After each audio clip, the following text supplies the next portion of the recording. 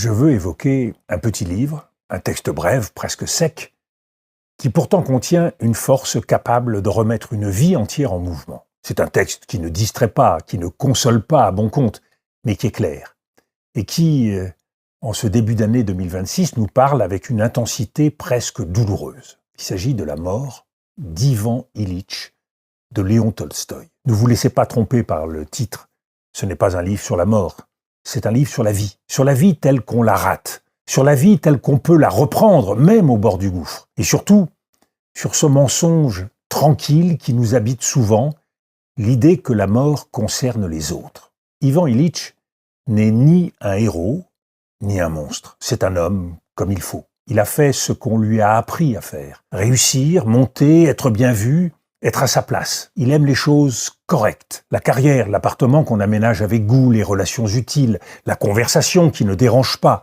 Il veut une existence qui se déroule sans accroc, comme un dossier bien tenu, comme une procédure bien conduite. Et c'est là que Tolstoï frappe. Ivan Ilitch n'a pas choisi une vie mauvaise. Il a choisi une vie conforme, une vie réglée, une vie socialement approuvée par tous, une vie où l'essentiel est remplacé par le convenable. C'est le premier miroir que le livre nous tend, et il est terrible. On peut se tromper de vie, sans jamais commettre de faute visible. Puis vient l'accident, ou plutôt ce qu'on appelle un accident, parce que cela nous rassure de croire que tout est accident. C'est un geste banal, une douleur qui s'installe, une maladie dont on ne sait pas dire le nom et dont on ne veut pas entendre le nom. Et soudain, l'ordre se fissure. La vie normale se met à grincer. À partir de là, Tolstoï décrit quelque chose que nous connaissons très bien aujourd'hui.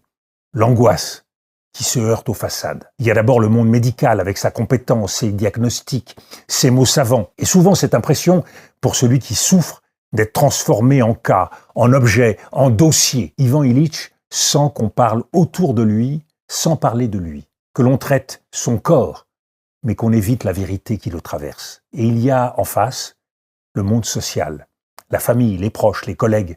Beaucoup sont gentils, mais gentils comme on l'est lorsqu'on ne veut pas voir. Ils mentent, parfois sans le savoir, ils s'arrangent, ils jouent, ils minimisent, ils détournent. Ils parlent d'autre chose, parce que la vérité dérange.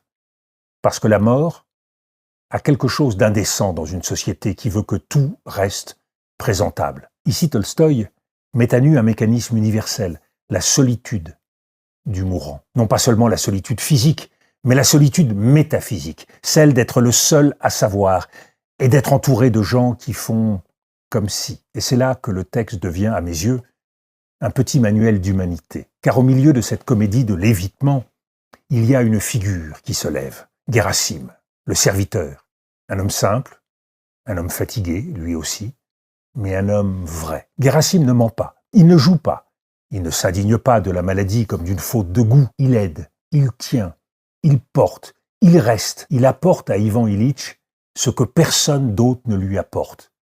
Une présence sans artifice, une présence sans masque. Et voici l'une des grandes leçons du livre.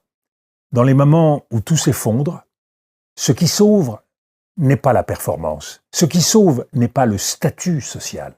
Ce qui sauve, c'est la vérité partagée, la compassion concrète, le courage simple d'être là. À ce point du récit, Ivan Ilitch ne souffre plus seulement de son corps, il souffre d'une autre douleur, beaucoup plus profonde, la pensée que sa vie a peut-être été mauvaise, qu'il s'est peut-être trompé d'orientation, qu'il a pris les moyens pour la fin, les formes pour la substance, pour la réalité des choses. Et Tolstoï nous entraîne alors dans l'expérience la plus vertigineuse du texte, la confrontation avec la question qu'on repousse toute une existence et qui finit par vous rattraper.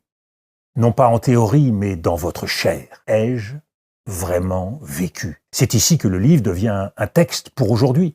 Parce que notre époque produit en masse des vies remplies, mais vides tout à la fois. Remplies de tâches, d'écrans, d'urgences, de preuves à fournir, vides de silence, de présence, de sens. Nous avons des existences exposées, évaluées, comparées. Et nous risquons, sans nous en rendre compte, d'habiter une vie comme il faut, au lieu d'habiter une vie vraie. Tolstoï ne condamne pas Ivan Ilitch. il fait mieux, il le révèle. Il montre comment une société entière fabrique des hommes qui se protègent derrière le normal, derrière le réussi, derrière le correct. Et comment la mort, quand elle arrive, arrache d'un coup toutes ces protections. Alors que nous apprend ce livre concrètement pour vivre plus fort, plus éclairé, plus serein? Il nous apprend d'abord ceci: ne remettez pas la vérité à plus tard. Ne remettez pas votre vérité à plus tard. Parce que plus tard, c'est le nom poli de notre fuite en avant. Plus tard, on aimera. Plus tard, on dira. Plus tard, on changera. Et un jour, le corps, ou le temps, ou la vie répond maintenant. Et il est parfois tard pour certaines réparations. Il nous apprend ensuite, Léon Tolstoï, à reconnaître la tyrannie du regard social. Ivan Ilitch s'est construit pour être approuvé, pour être dans la norme. Et cette norme l'a éloigné lentement de lui-même. Aujourd'hui, la norme a pris de nouveaux visages. L'image, la réussite affichée, la comparaison permanente, l'obligation de paraître solide, la récompense, la petite décoration à la boutonnière. Tolstoï nous murmure: attention, vous pouvez gagner le théâtre de la vie, et en même temps perdre votre vie. Il nous apprend aussi la valeur d'une chose devenue rare, la présence. Guérassim, c'est l'anti-théâtre. Il ne brille pas, il ne commande pas, il ne se protège pas par des phrases. Il est là, il aide, il regarde en face, et cela suffit à desserrer l'étau. C'est une leçon immense. Vous n'avez pas besoin d'être brillant pour être humain. Vous avez besoin d'être vrai. Vrai dans votre famille, vrai avec les autres, vrai dans votre vie. Et puis, il nous enseigne une dernière leçon, peut-être la plus profonde, sans pour autant en faire un sermon, la possibilité d'un renversement intérieur. Ivan Ilitch comprend, au bord du dernier seuil, au moment ultime, que la vie vraie n'est pas dans l'apparence, mais dans l'amour, dans l'attention à l'autre. Et ce renversement, même tardif, il ouvre une porte.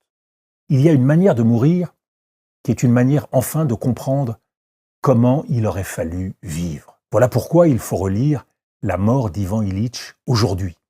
Parce que c'est un texte qui vous réveille, sans vous humilier. C'est un texte qui vous parle de la fin, pour rendre le présent encore plus habitable. Un texte qui ne vous promet pas l'absence de douleur, mais qui vous rend une puissance, celle de choisir ce qui compte, tant qu'il est temps. Et si vous deviez emporter une phrase après cette lecture, ce serait peut-être: ne laissez pas votre vie devenir correcte, faites en sorte qu'elle devienne vraie.